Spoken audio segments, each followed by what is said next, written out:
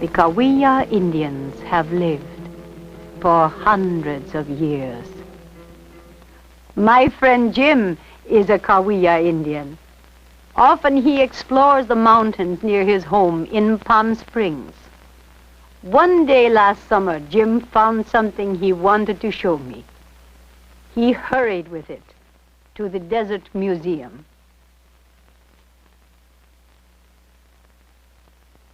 I am a Kahuia Indian and work in the museum. As soon as Jim showed me the stone he had found, I recognized it. Jim's discovery made me think back to the time when I was a young girl. Our life in the city today is very different from the way we used to live many years ago.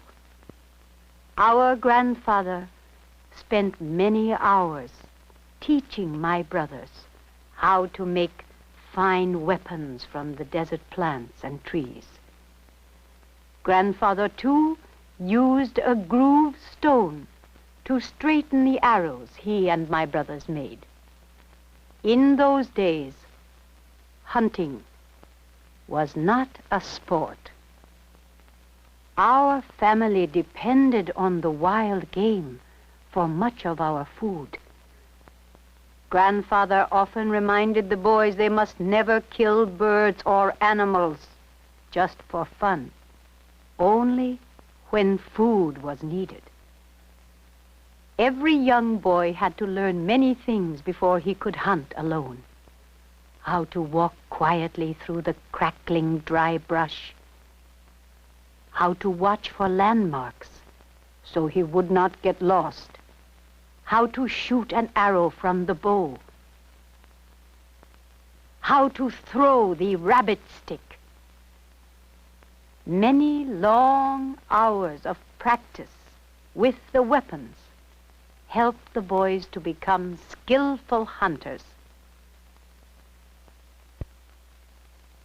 The rock cave where our grandparents lived was cool in summer and warm in winter. But most of the time we lived and worked outdoors. Grandmother's food always smelled good as it boiled in her clay pots over an open fire. I helped Grandmother by getting fresh water from the spring each day. The large clay spoon was just the right size and shape for dipping the water into the jug, called an olla, since all the water used for drinking and cooking had to be carried. Most of the Indian families lived close by the springs. I loved the days we spent at our high mountain home, a sturdy shelter of cedar bark built by my grandfather and the boys. We welcomed the cool breezes after many days of hot desert winds. Grandmother and I used the clay mud from a nearby stream to make the pots we needed for food and water. Grandmother worked slowly as she taught me her secrets of pottery making. We rolled long strips of clay into coils of just the right thickness. Grandmother added the coils row upon row, different sizes and numbers, depending on the shape and size of the pot. A small rounded stone helped to join the coils and smooth the inside. Although metal pots and pans were sold at the nearby trading post, my grandparents bought very few things in those days. We all took pride in making the things we needed for daily living. Each pot was made for a special use, some for water, some for storing food, some for cooking. The hand-carved wooden tool, shaped like a paddle, smoothed the outside surface. No two clay pots were ever made exactly alike. How beautiful they looked drying in the sun. After 3 or 4 days, we baked them in a hot, smoldering fire. Firing the pots in the coals made the clay harder and stronger. Grandmother checked each pot carefully to see if any were cracked or broken. She removed the good ones and allowed them to cool slowly. Almost every day, Grandmother worked on her baskets. Her gentle hands were never idle. She knew where to find the different desert plants needed for weaving and coloring. Only a fine artist could make such lovely baskets, so evenly woven, so beautiful in design. The ideas for the different patterns of birds, animals, or plants came from our nearby deserts and mountains.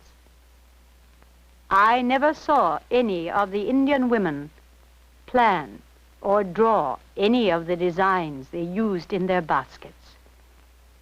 They wove the patterns in as they worked. And like the pottery, each basket was made for a special use.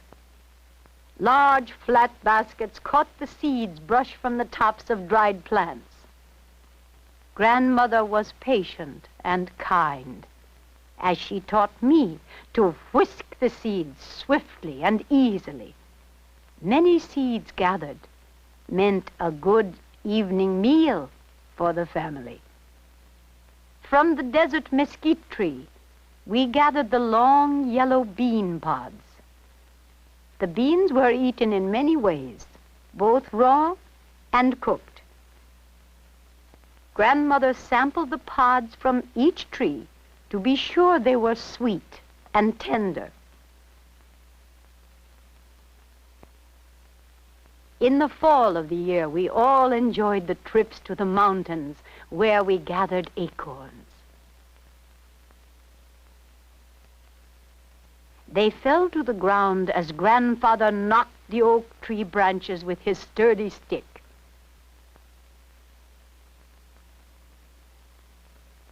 We made a game of gathering the acorns into our baskets, all scrambling to see who could find the biggest one. Acorns could be stored for many months and used as we needed them. Some of our other food, such as berries, had to be eaten right away, as we had no way to keep them fresh. Later, we carried the acorns to a rocky ledge on the mountain. After removing the acorn caps, we used small round stones to crack the hard shells.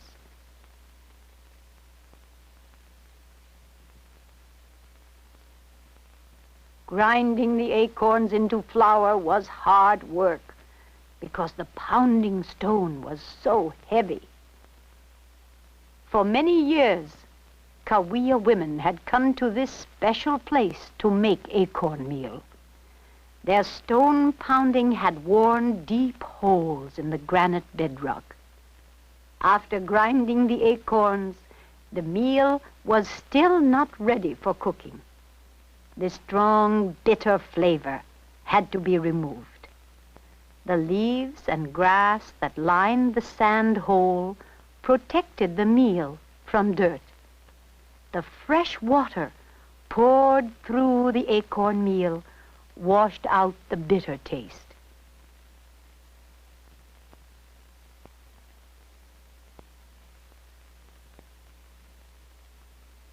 Toward evening, Grandfather and the boys returned to the cave with fresh game.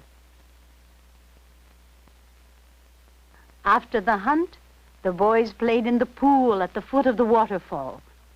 We often bathed several times a day, especially during the hot summer months.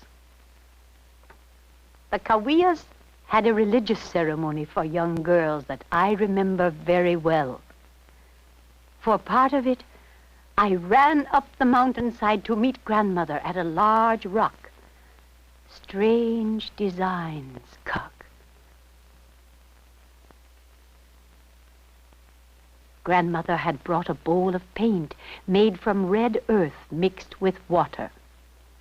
She handed me the paintbrush shaped from a yucca leaf. She told me I was now old enough, according to the customs of our people, to add to the design. I was so excited that my hand shook, and Grandmother had to help me as I painted in my part of the religious pattern.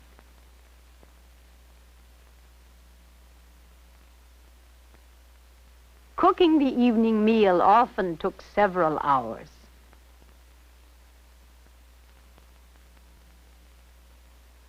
The small rocks removed from the campfire were hot enough to roast the seeds we had gathered.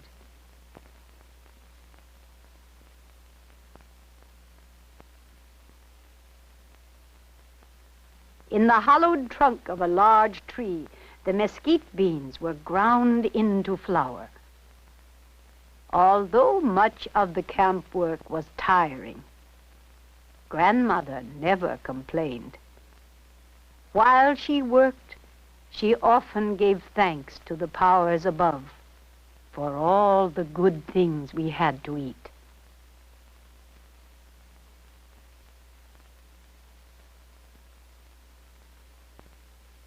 After adding water to the mesquite flour, Grandmother shaped delicious cakes that were baked in the sun.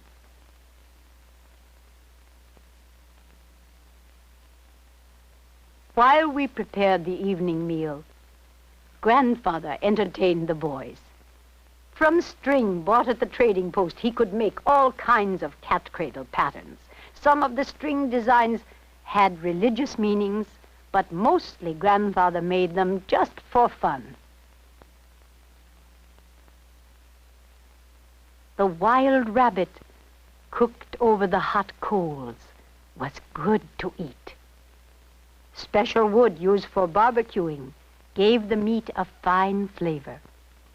As I remember, the only cooking tool we bought from the trading post was the large knife used for cutting meat.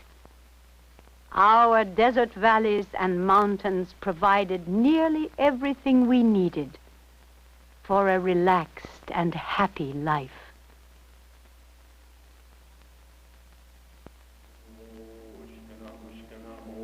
Many nights we sat around the campfire, watching the Kahuia medicine man. We were taught to respect our religious ceremonies, even though we were too young to understand all their meanings. After chanting songs and prayers, he reached into the fire and took hot coals in his bare hands. Suddenly, he popped the glowing coals into his mouth. And since he was not burned, we knew he had great power. We honored him for his age and his wisdom. All these things happened many years ago. And although most of us now live in cities, the Indian things in this museum help Jim and other visitors to remember the days and ways of our people. Our people, the Kahuia Indians, who used imagination, intelligence, and hard work to make a good life for their families in this rugged desert country.